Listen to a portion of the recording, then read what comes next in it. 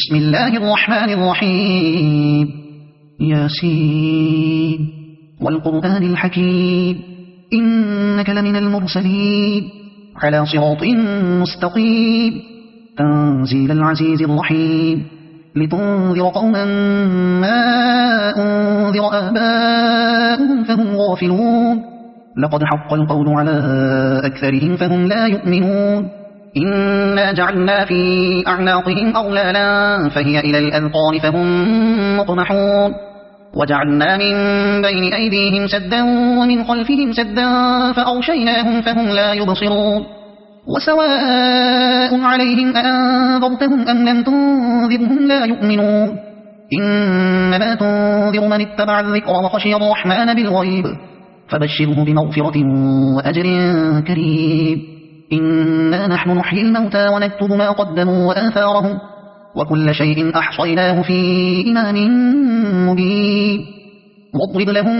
مثلا أصحاب القرية إذ جاءها المرسلون إذ أرسلنا إليهم 2 فكذبوهما فعززنا ب3 فقالوا إنا إليكم مرسلون قالوا ما أنتم إلا بشر مثلنا وما أنزل الرحمن من شيء إن أنتم إلا تكذبون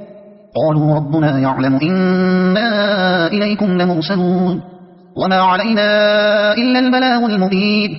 قالوا إنا تطيرنا بكم لئن لم تنتهوا لنرجمنكم وليمسنكم منا عذاب أليم قالوا طائركم معكم أئن ذكرتم بل أنتم قوم مسرفون وجاء من أقصى المدينة رجل يسعى قال يا قوم اتبعوا المرسلين اتبعوا من لا يسألكم أجرا وهم مهتدون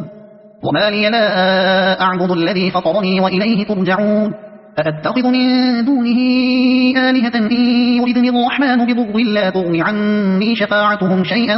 ولا ينقذون إني إذا لفي ضلال مبين إني آمنت بربكم فاسمعون قيل ادخل الجنة قال يا ليت قومي يعلمون بما غفر لي ربي وجعلني من المكرمين وما أنزلنا على قومه من بعده من جند من السماء وما كنا منزلين إن كانت إلا صيحة واحدة فإذا هم خامدون يا حسرة على العباد ما يأتيهم من رسول إلا كانوا به يستهزئون ألم يروا كم أهلكنا قبلهم من القرون أنهم إليهم لا يرجعون وإن كل لما جميع لدينا محضرون وآية لهم الأرض الميتة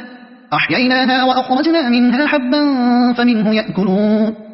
وجعلنا فيها جنات من نخيل وأعناب وفجرنا فيها من العيون ليأكلوا من ثمره وما عملته أيديهم أفلا يشكرون سبحان الذي خلق الأزواج كلها مما تنبت الأرض ومن أنفسهم ومما لا يعلمون وآية لهم الليل نسلخ منه النهار فإذا هم مظلمون والشمس تجري لمستقر لها ذلك تقدير العزيز العليم والقمر قدرناه منازل حتى عاد كالعرجون القديم لا الشمس ينبغي لها أن تدرك القمر ولا الليل سابق النهار وكل في فلك يسبحون